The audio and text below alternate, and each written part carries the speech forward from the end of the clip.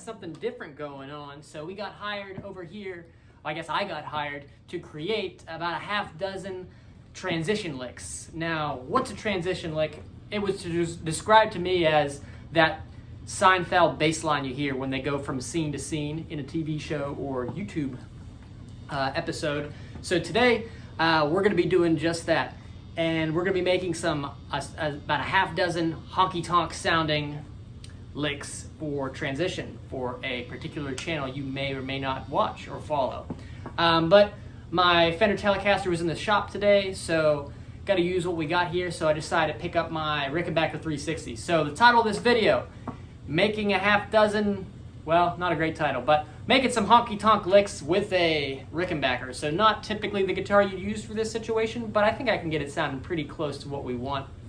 Believe it or not, I do think the Rickenbacker has some similarities with a Telecaster, which is the typical honky tonk axe you see down on Broadway in Nashville, here in Nashville. That's where we're recording this video here today. But yeah, so let's, before we get carried away, I still haven't made the licks yet, and we're making them as we go through with this video, but I'll show you all the stuff that I'm using to get the sounds and the tones, and maybe you could follow along if you're a little bit musically inclined. I'm going to show you what we're using to get the sounds today. So first things first, you saw it first, was the Rickenbacker. We're going to be playing that through the Supro Saturn. I love this amp, it's a great amp.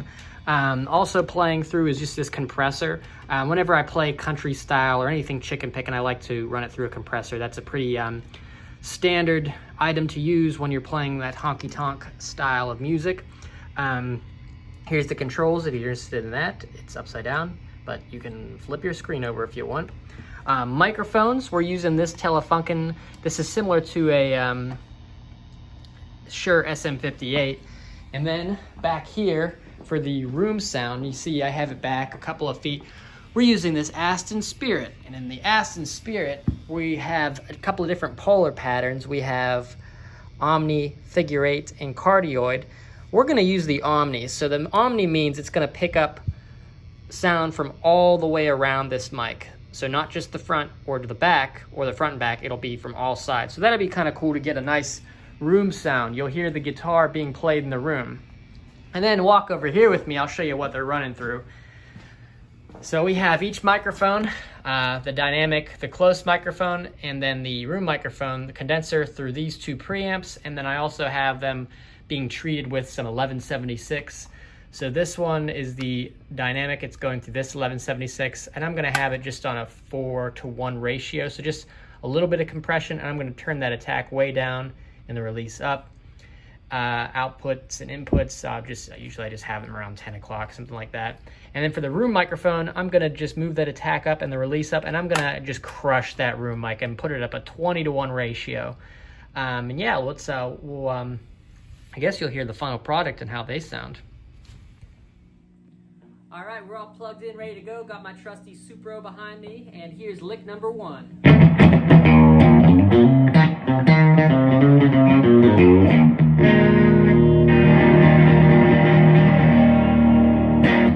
Try that again.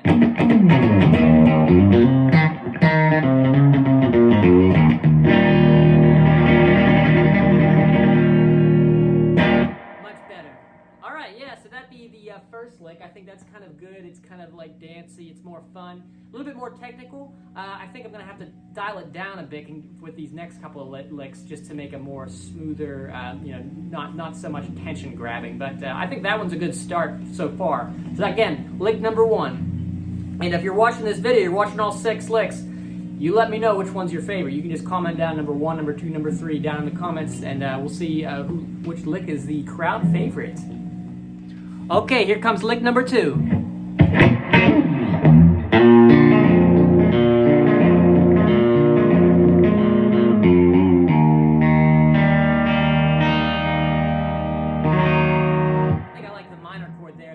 Let's try that again.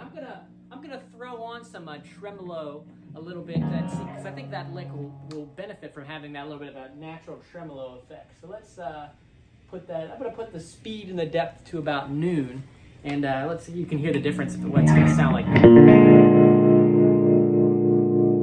Yeah. So I think that'll sound cooler. So here, I'll play it again for you.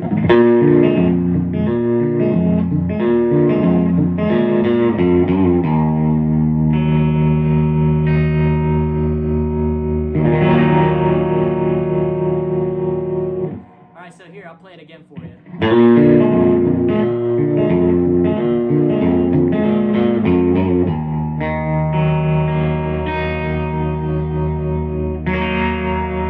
All right, here comes lick number 3. The first two are kind of flashy, so this one I think I'm gonna dial it back a little bit, make it just short, sweet, and to the point.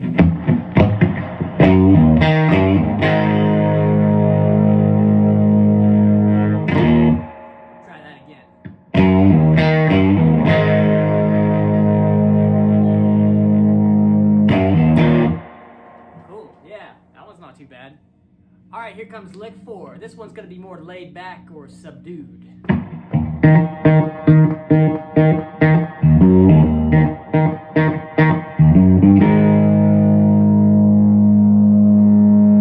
try that again. I'm playing with my fingers here.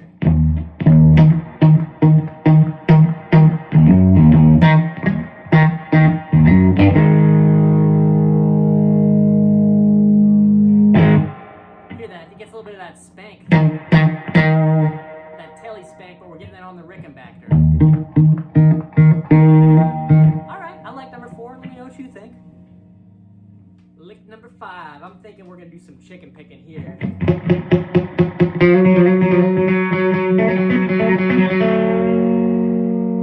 Yeah, I'll play that again.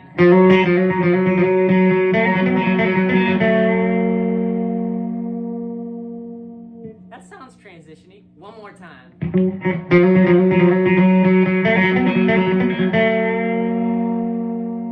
Cool. 5's my favorite so far. Number 6.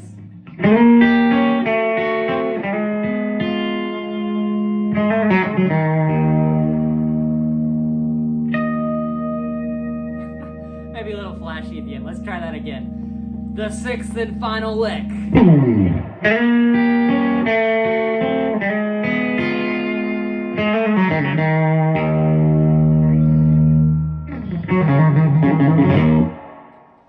All right, and that's all the time we got today. I only did 6. I probably could have done a lot more, but we only got asked to do 6. But I think that's cool because I like this. It was cool using this guitar amp combination. I think it leaves room to, do another pack of 6 licks with a different guitar and different amp combination in a different genre or style of music. So let me know what you think. If you like this type of video, let me know down in the comments and maybe we'll make more.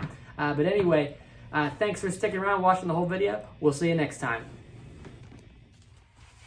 All right, if you're still here, you know what time it is. It's record time. Today's record I'd like to share with you is this Michael Stanley Band record. This is, I believe, his first release, recorded in Cleveland, Ohio, 1973. This record's awesome. If I had to pick one song off this, it would be Rock and Roll Man. Joe Walsh plays lead guitar on this album. It is fantastic. Yeah, my dad came down and said, you got to listen to this. This Michael Stanley Band record is a little bit different than his stuff that you normally think of because it was made in the 70s. It was before that 80s sound, which was what kind of he was known for. But I really like this one, man. It's just a great 70s rock record. Just a lot of different influences, and I highly recommend it if you can get your hands on it. But we'll see you until next time.